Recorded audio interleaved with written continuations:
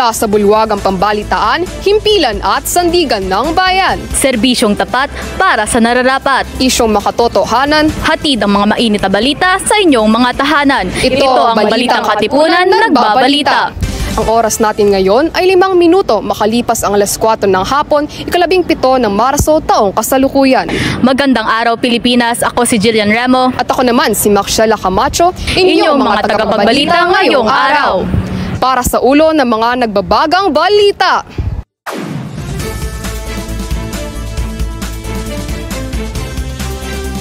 Karapatan at ekwalidad isinusulong ng Soji Bill.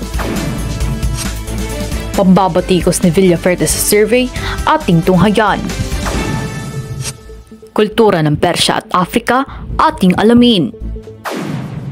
Sa paglipas ng taon, patuloy pa rin ang pakikipaglaban sa diskriminasyon sa mga taong kabilang sa LGBTQIA+ community. Subalit, sa kabila nito ay patuloy na isinusulong ang mga batas ng karapatan para sa mga taong kabilang dito. Narito si Alicia Rizoles para sa balita. Karamihan sa mga 24 na taon na nakalipas mula nang maihain sa Kongreso ng Pilipinas ang unang bersyon ng SOGI Equality Bill. Mula noon, patuloy nang ipinaglaban ng mga tagapagtaguyod ang pagbasa at pag-aproba ng mga batas na ito.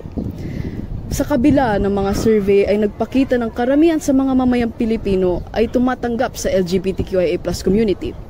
Karamihan sa mga Pilipino ay patuloy nang inaantala ang pagpasa ng isang komprehensibong panukalang batas laban sa diskriminasyon. Isinaad ni Eddie Villanueva, isang mababatas at kilala bilang miyembro ng Evangelist, na ang mga turo ng mga relihiyosong institusyon ay nagsasabing kasalanan o pagkakamali ang same-sex relationships na maaaring ituring na isang stigma laban sa mga miyembro ng LGBTQ+ sa ilalim ng batas na ito. Ayon kay Villanueva, nais niyang linawin kung ang mga relihiyosong aral at pananaw ay magiging sanhi ng legal at kahihinatnan para sa mga relihiyosong grupo at tao. Para sa akin, wala namang itong masama. Hindi naman ito masama dahil umaayon lamang ito sa mga karapatang pangtao na nais matamo ng mga parte ng LGBTQ community. Sa kasalukuyan, ang SOGI Bill ay tuluyan ng naaprubahan sa House of Representatives taong 2023, samantalang patuloy itong ipinaglalaban sa panig ng Kongreso. Gayunpaman, iba't iba ang mga pananaw ang nakamasid sa batas na ito. Para sa iba, ito ay isang magandang batas kung saan pinoprotektahan ang karapatang pantao at naghihikayat ng ekwalidad sa kalipunan. Ngunit sa kabilang dako, ito ay isang suliranin na kumakalaban sa paniniwalang Katoliko. Sa paparating na eleksyon, nahati ang bawat paniniwala ng bayan sa iba't ibang kandidato. Kaya naman, nagsasagawa ng mga survey ang maraming publikasyon upang malaman ang totoong gusto ng taong bayan. Ngunit, ang naturang pagsasagawa ng ganitong gawain pampubliko ay may hatid na suliranin. Narito si Chris Matpalo para sa susunod na detalye. Sa Camarines Sur, binatikos ni Representative Luis Raymond Villaferte Jr. o mas kilalang El Rey ang survey ng isang publication na grupo na mag-aaral na ang The Spark, isang opisyal na publikasyong mag-aaral ng Camarines Sur Polytech Colleges. Dito, ipinakita siya na nakaaling sunod sa isang kalaban niya sa posisyon ng gobernador.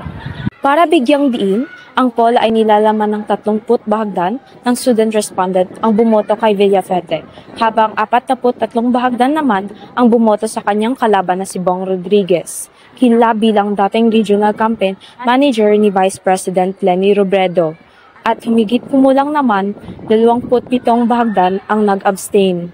Ang pahayag ni El Rey ay nakasaad sa isang post sa sikat na online platform na umani ng samot-saring reaksyon. Kabilang na dito ang galing sa mga tagapagtaguyod ng kalayaan pagdating sa pamamahayagan, mga institusyon pang-akademiko at iba't ibang grupo na kinondenya ang kanyang mga pag-atake. Nag-post din si Villaferte ng larawan ng Associate Editors ng The Spark na si Fernand Matthew Ede Mendez, kasama ang kanyang pamilya na binansagan siyang pinklawan, isang mapang-abusong termino para sa mga taga-suporta ng oposisyon na sumusuporta kay Robredo. na isasaad ang isa sa mga batas ng bansa, ang Campus Journalism Act of 1991, ang Journalism Studies Association of the Philippines, kung saan na isasaad ang pag-atake sa kalayaan sa pamamahayag ng campus ay isang paglabag sa karapatan ng konstitusyon sa malayang pananalita. Sa kasulukuyan, wala nang ibang pahayag na binigay si Representative Luis Raymond Villafete tungo sa naturang issue. Hanggang ngayon, patuloy pa rin ang pagdagsa ng mga komento, positibo at mga negatibong suporta sa parating na eleksyon sa Camarines Sur. Sa buong panig ng mundo, maraming matatagpuan ang kultura at tradisyon na sumasalamin sa mga paniniwala at lugar ng pinag-iisnan ng bawat bayan. Kaya naman, narito si Pianjin Star upang ipahayag ang kagandahan ng African Persian. Ang Afrika at Persya o Iran ay isa sa mga lugar sa mundo na may malaking kinasusuklaman ang kanilang kultura at tradisyon tungo sa kanilang pamumuhay. Sila ay may pekular din na mga katangian bilang isang kontinente at bansa. Kaya naman, tayo na! Samahan niyo kung tuklasin ang tanging kagandahan ng kultura ng Afrika at Persya. Ng kultura ng Afrika. Kilala ang Afrika sa malaking populasyon nito sa mundo na may mayaman na pamana ng tao at pagkakaiba-iba ng kultura. Dito, mahalaga ang sining tulad ng musika, pagsasayaw at iba pa kung saan importanteng parte ito ng kanilang mga ritual, pagdiriwang at gawaing pangrelihiyon. Bukod pa dito, mayaman din sila pagdating sa larangan ng panitikan na lumawak sa mga sikat na kasulatan katulad na ang ibon na nakahaula at komunikasyon na lumawak sa maraming mga dialekto katulad ng Nibele. Mula dito, ang matayog na kultura ng Afrika ay kahangang-hangang kasaysayan sa panahon ng kolonyal ay naglalaman ng mga nakakasakit na kwento ng pagkaalipin na nagsisilbing paalala ng matagal na kilosang pagpapalaya at kalayaan ng Afrika. Sa kabilang dako naman, ang katangi-tanging kultura ng Persya ay isang bansa sa gitnang silangan na binubuo ng mga tao na maraming relihiyon at etnikong pinagmulan na pinagtibay ng kulturang Persian. Ang karamihan ng populasyon ay nagsasalita ng wikang Persian na siya ring opisyal na wika ng bansa. Pati na rin ang iba pang mga Iranian na wika o dialekto na sinasalita sa ilang bahagi ng Iran tulad ng Azeri dialect, Kurdish at Arabic na wika. Ang kultura ng Iran ay isang halo ng sinaunang kulturang pre-Islam at kulturang Islam. Ang kultura ng Iran ay matagal nang nangingibabaw ng kultura ng gitnang silangan at gitnang Asya, kung saan ang Persian ay itinuturing na wika ng mga intelektual sa karamihan ng ika-2 milenyo, at ang wika ng relihiyon at ang mga tao bago iyon. Higit pa dito, ang Iran ay meron ding mahusay na artistikong pamana tulad ng ipinakita sa arkitektura, pagpipinta, kaligrafiya at tula. Sa kasalukuyan, ang kultura ng Afrika at Persya ay patuloy na umuusbong sa maraming paraan. Pinapahalagahan ng mabuti ng kanilang mga mamamayan ang mga bawat tradisyon na kanilang kinagigisnan. Hindi nila ito hinahayaan pagkus pinapayaman.